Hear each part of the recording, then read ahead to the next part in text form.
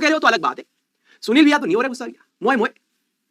परसों साइंस का एग्जाम है, स्वान भी एकदम चिल बेटा, कुछ नहीं, एकदम चिल करके जाना है, पेपर देके आना है। ये सारे प्री बोर्ड के पेपरों से फर्क नहीं पड़ने वाला, कितनी बार बताऊं मैं। आप बोर्ड में कैसा खेलते हो उससे फर्क पड़ता है, समझ गए? ड्राई रन में तुम कैसा परफॉर्म करते हो उससे क्या मतलब है। मान लो तुम बोलो कि हमारे स्कूल में डांस का परफॉर्मेंस है, मैं ड्राई रन में बहुत अच्छा नाचता हूं, लेकिन तुम मेन परफॉर्मेंस में अच्छा नहीं नाचे तो हार गए, तो मैटर क्या करता है? तुमको तब बोलेंगे अरे नहीं ड्राई रन में बहुत अच्छा नाच रहा था। उनको क्या मतलब है भाई ड्राई रन से? ना तो प्री बोर्ड की कोई मार्कशीट मांगेगा तुमसे, ना ही कोई उससे पूछेगा तुमसे। क्यों इतना लोड ले रहे हो भाई? चिल, एकदम चिल। मैंने ना खुद के ऐसे दोस्तों को देखा है जो क्लास 10th में है ना, प्री बोर्ड में फेल तक होने वाले थे। मतलब ऐसा कि एक सब्जेक्ट में पूरा फेल ही होने वाले हैं, आखिरी समय पे पूरा पढ़ पढ़ के इतना कोई सिलेबस थोड़ी यार क्लास 10वीं का, पढ़ के लड़के एकदम, तब वो सीजीपीए वाला सिस्टम आ गया था, 9.6 सीजीपीए। मैंने कहा भाई साहब आजकल तो भाई साहब गधों को गुलाब जामुन मिल रहा है, गधे गुलाब जामुन लेके जा रहे हैं या घोड़े बैठे खड़े खड़े। भाई हम इतनी मेहनत से परसेंटेज ला रहे हैं, यहाँ पे गधों गुलाब जामुन खिला रहा है सीबीएसई। सीबीएसई कोई पेपर देता है क्या बेटा? क्या तो लेवल, तुम तो जबरदस्ती डरते हो, तुमको तो डराया जाता है जबरदस्ती। सीबीएसई कोई लेवल है? सबसे आसान बोर्ड है सीबीएसई है, पता है कौन सी किताब से सवाल आने, फिर भी डर है। मजा तो आता है इंटरनेशनल बोर्ड में, वो बताएंगे सिलेबस और सवाल पूछेंगे अपनी मर्जी से, तब तो मजा है।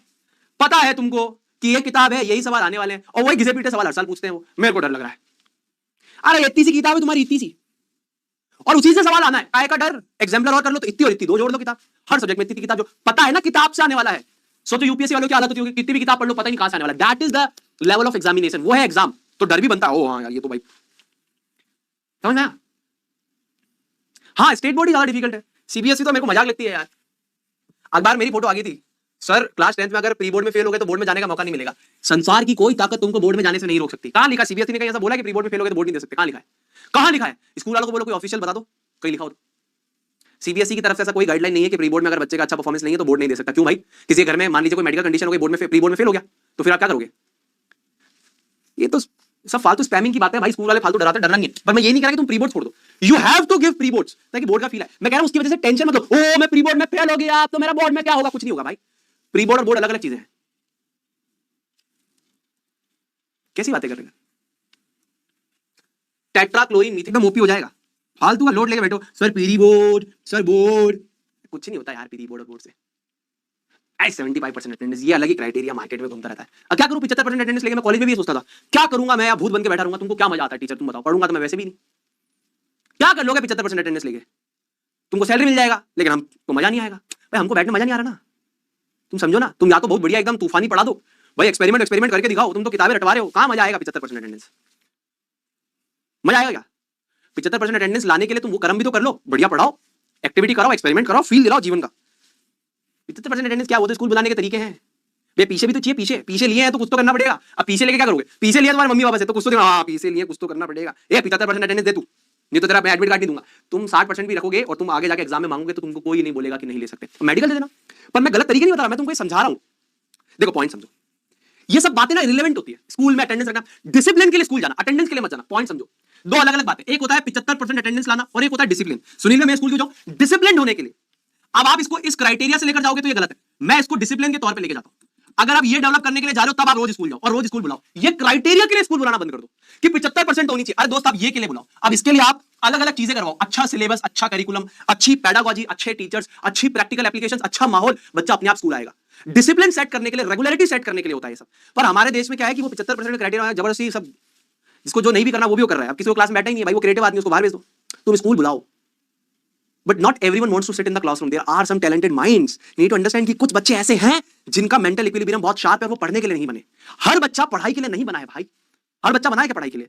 आप में से अगर आप 100 बच्चे मेरी क्लास को देख रहे हो, मुझे तो पता है कि लाख बच्चा कम से कम होगा, लाख 1.5 लाख 2 लाख बच्चा तो है उड़ान के अंदर, इतना तो हो गया होगा मिनिमम। इतना तो मैं गारंटी से बता सकता हूं कि सबके सब पढ़ाई में नहीं अच्छे बनेंगे। कुछ पढ़ाई के अलावा कुछ और चीजों में अच्छे बनेंगे। आपके मम्मी पापा पढ़ाई से सब कुछ बन गया? आप में से बहुत लोग मम्मी पापा ऐसे होंगे जिन्होंने पढ़ाई नहीं की होगी लेकिन जीवन में बहुत अच्छा कर रहे होंगे यार, है ना? तो मैं ये नहीं कह रहा कि तुम पढ़ाई छोड़ो, पढ़ाई तरीके खोलती है। पढ़ो लेकिन स्किल्ड बनो, पढ़ाई करो स्किल्ड बनने के लिए। क्या मैंने स्किल्स गेन कर ली, now I am educated, now I have gained skills and this is something relevant for me. Don't just study to get marks. देखो तुम्हारी दौड़ी अलग चल रही है, मैं तुम्हें बता रहा हूं। तुम बोल रहे हो 75% अटेंडेंस, 95% मार्क्स, तुम्हारी दौड़ी अलग चल रही है, तुम भागी गलत डायरेक्शन में हो और शायद तुम्हें गलत डायरेक्शन में दौड़ाया जा रहा है। मेरा है डिसिप्लिन के लिए स्कूल जाना, रेगुलरिटी के लिए स्कूल जाना, स्किल्स डेवलप करने के लिए स्कूल जाना, नॉलेज गेन करने के लिए स्कूल जाना, इसलिए स्कूल जाओ। आपका और मेरा शायद थॉट प्रोसेस उस पर डिफरेंट हो गया, क्योंकि मेरे को बहुत वक्त के बाद समझ में आया और बुरा भी लगता है कि शायद उस समय अगर कोई ऐसा स्कूल होता है, कोई ऐसे गाइड कर देता तो आज जिंदगी कुछ और होती है यार। बहुत देर से समझ में आया कि एजुकेशन सिस्टम बहुत घटिया है। मैं आपको बताता हूं, मैं ना कुछ समय पहले, आपका शायद बहुत समय ले रहा हूं, बहुत बुरा लगता है खुद के लिए। बहुत ज्यादा बुरा लगता है, बहुत बुरा लगता है खुद के लिए, बहुत ज्यादा। सही बता रहा हूं, बहुत दिल से बुरा लगता है खुद के लिए। क्यों दे रहा हूं ज्ञान मुझे नहीं पता, बट ऐसा लगता है कि शायद आज छोटे भाई बहनों तो आपको बताऊं, क्लास 7 में था मैं, हमेशा से टॉपर रहा, मार्क्स मार्क्स, क्योंकि स्कूल ने दौड़ाया, मार्क्स लाने मार्क्स लाने मार्क्स लाने मार्क्स लाने मार्क्स लाने, वो दौड़ रहा था, मैं दौड़ में तबियत खराब हो गई, एसएसटी का पेपर था, डिप्रेशन में आ गया था, रैंक 1 चला जाएगा। क्यों? उस रेस में दौड़ा रहे थे ना सब मुझे, दौड़, रैंक 1, दौड़, दौड़ रहा था मैं, रो रहा था, रो, आंखों से आंसू निकल रहे थे, डिप्रेशन में था कि नहीं पढ़ पा रहा हूं, तबियत सही नहीं है, ठंडा हो गया था पूरा शरीर, पूरा शरीर ठंडा पड़ गया था, मम्मी पापा भी डर गए थे, बहुत वक्त लगा संभलने में, पूरा 1.5 दिन सिर्फ वो बेचारे संभाल ही रहे थे, है ना, वो देख रहे थे कि उनका बच्चा सिर्फ रो रहा है, सिर्फ रो रहा है, क्योंकि उसको लग रहा था रैंक 1 चला जाएगा। उन्होंने कहा कोई दिक्कत नहीं, रैंक 1 चला जाएगा तो कोई बात नहीं, रैंक 2 आ जाएगा ना, क्या दिक्कत है, रैंक 3 आ जाएगा।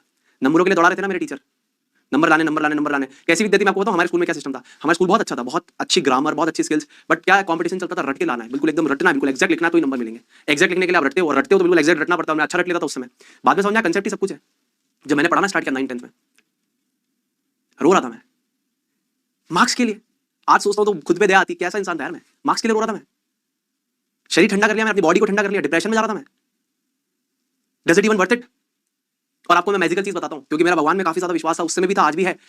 तो मैं बस उन्हीं का नाम ले रहा था, उन्हीं का नाम ले रहा था, उन्हीं का नाम ले रहा था। और मैंने, जब मैं थोड़ा सा सही फील कर रहा था, अगले दिन सुबह पेपर था, है ना, मैं थोड़ा सही फील किया, मैंने कहा थोड़ा बहुत पढ़ लेते हैं, क्योंकि सही तो लग नहीं रहा, थोड़ा सा सही लग रहा है, थोड़ा सा पहले से बेटर है।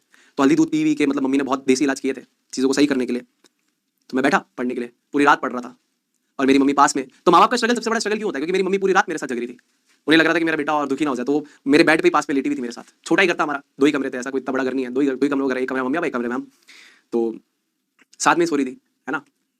परमात्मा की कृपा है, दया है, एसएसटी में 99 नंबर आए 100 में से। क्योंकि ऐसा था ना, पूरे साल में ऐसा नहीं उसी समय पढ़ रहे थे, पहले पढ़ा हुआ था, लेकिन डर था एक कि फुल आने, 99 नंबर आ गए, रैंक 1 मेंटेन रही।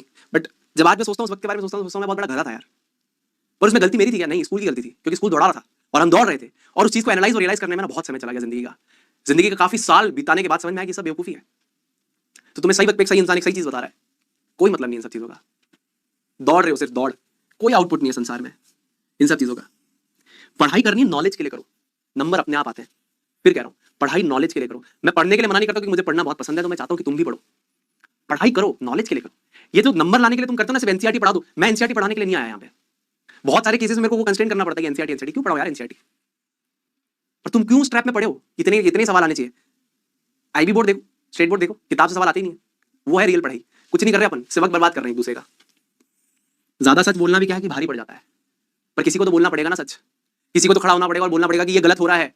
क्या हमारी शिक्षा पद्धति है क्या ये? Is this our education system? नहीं है, ये हमारा सिस्टम ही नहीं है, ये ब्रिटिशर्स का सिस्टम था, ये हमारा सिस्टम नहीं है एजुकेशन का। आपको समझना पड़ेगा, भारत वो देश रहा है जिसने विश्व को ज्ञान दिया है, और भारत देश में गुरुकुल का सिस्टम था, एजुकेशन सिस्टम गुरुकुल था भारत में। This was not the education system of India, this is the education system that has been given to us by Britishers. You need to understand this. ये हमारा एजुकेशन सिस्टम नहीं है दोस्तों। Britishers चाहते थे कि हम इंडियंस को नौकर बनाएं, क्योंकि वो हमारे अंडर में रहेंगे तो पढ़े लिखे नौकर चाहिए, इसीलिए वो एजुकेशन सिस्टम लाए। और उनको पता था कि अगर भारत की कमर तोड़नी है ना, तो सबसे पहले गुरुकुल बंद करना पड़ेगा, वरना लोग बहुत स्पिरिचुअली स्ट्रांग रहेंगे, मेंटली स्ट्रांग रहेंगे, ज्ञान में स्ट्रांग रहेंगे। इन्हें नौकर बनाओ। तो तुम्हारे पास जो एजुकेशन सिस्टम आज भी तुम्हारी सरकार फॉलो करती है, वो ब्रिटिश एजुकेशन सिस्टम है, this is not Indian curriculum. बड़ा ही दुख होता है जब आप लोग ऐसे रेस में दौड़ रहे होते हो। मैं दौड़ लिया ना, मेरे को पता है क्या डिप्रेशन देती है चीजें, डिप्रेशन, नींद नहीं आती भाई, हार्ट बीट तेज होती थी मेरी घड़ी की टिक टिक से। आज भी वो वक्त याद करता हूं ना तो बहुत बुरा लगता है खुद के लिए कि यार क्या कर रहा था मैं। घड़ी की टिक टिक मेरी हार्ट बीट तेज करती थी उस समय, और मैं खुद को स्ट्रांग कहता हूं। किसने वीक बनाया? एजुकेशन सिस्टम ने। किसने वीक बनाया? गरीबी ने। चलिए कोई दिक्कत नहीं है, इस पे फोकस करते हैं। क्या पढ़ेंगे सुनील भैया? अब पढ़ेंगे अपन एडिशन रिएक्शन, यानी कि combination reaction of organic compounds. ठीक है, चलो अब यहां फोकस करते हैं।